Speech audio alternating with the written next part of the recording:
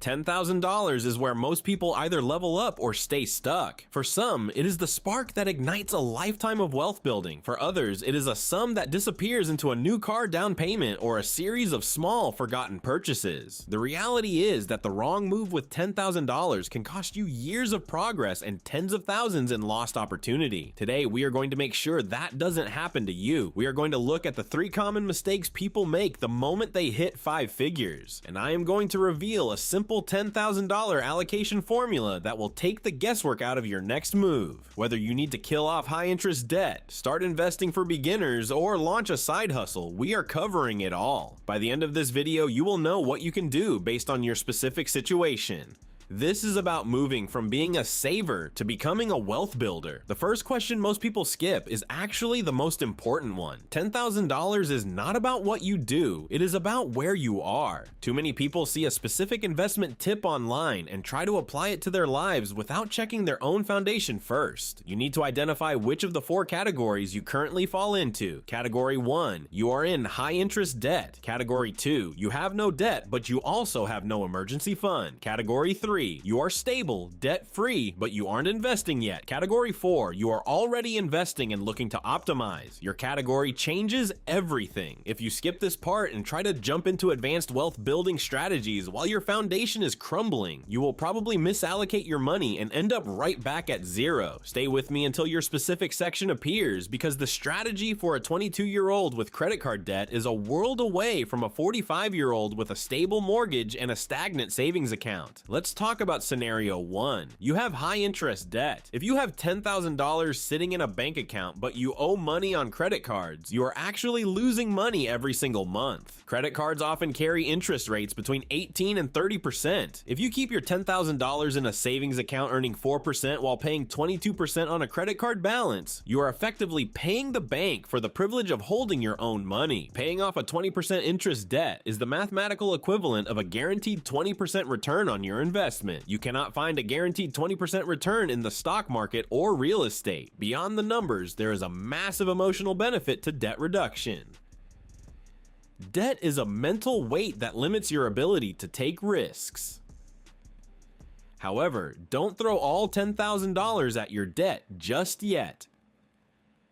Here is why. If you spend every cent paying off cards and then your car breaks down the next week, you will be forced to put that repair back on the credit card, starting the cycle all over again. Instead, keep a small cash buffer of $1,000 to $2,000. Use the remaining $8,000 or $9,000 to kill your highest interest debt first, often called the debt avalanche method. This ensures that you stop the bleeding of interest while maintaining a small safety net for real-life emergencies. This leads us to scenario 2, no emergency fund.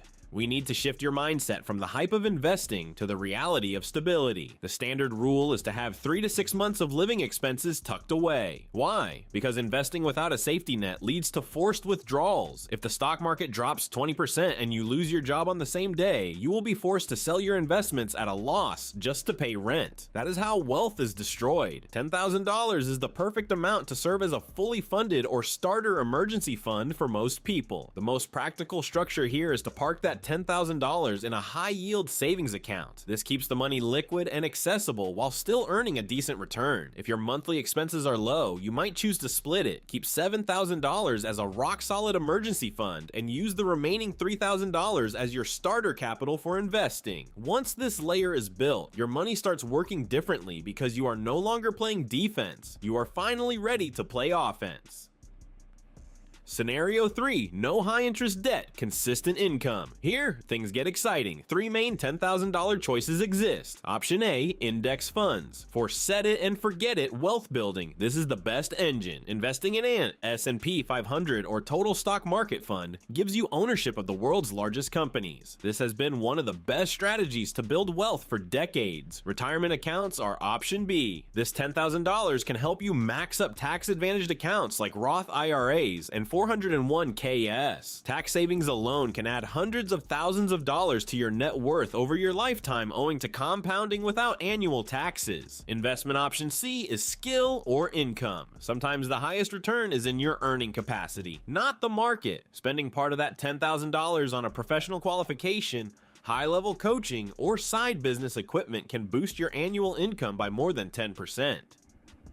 For most 20 and 30-year-olds, boosting your earning potential is the fastest method to turn $10,000 into $100,000. To make this even clearer, I want to give you the $10,000 allocation formula. This is the framework for people who want to balance security with growth. Instead of putting all your eggs in one basket, consider a split that covers all your bases. A great example of a balanced formula is 40% into long-term investing, 30% into your emergency fund or sleep well at night cash, 20% into skill and income growth, and 10% into an opportunity fund. Why does this diversification of purpose matter? Because money should increase your security, your income, and your long-term growth simultaneously. Think of your $10,000 as building 4 pillars. The investing pillar builds your future. The emergency pillar protects your present. The skill pillar increases your speed. The opportunity pillar allows you to say yes when a sudden deal or a bargain investment comes your way. When you allocate your money this way, you aren't just saving, you are architecting a financial life that can withstand market volatility while still capturing upside. Before you continue, we must discuss the 3 largest mistakes people make after they reach $10,000. The first mistake is leaving the money in a checking account. Regular checking account money loses buying power daily due to inflation. You must put it in a high-yield savings account to receive interest. The YOLO maneuver is mistake 2. First-time 5-figure balances make consumers feel rich and tempt them to risk on volatile cryptocurrencies or stock tips from friends. $10,000 is a lot, but not enough to bet. A foundation, not a lottery ticket. Third mistake, lifestyle inflation. This is the most hazardous. After seeing $10,000, you feel you deserve a new automobile, a luxurious vacation, or an expensive clothing. Remember, $10,000 is leverage, not spending. It powers your future freedom.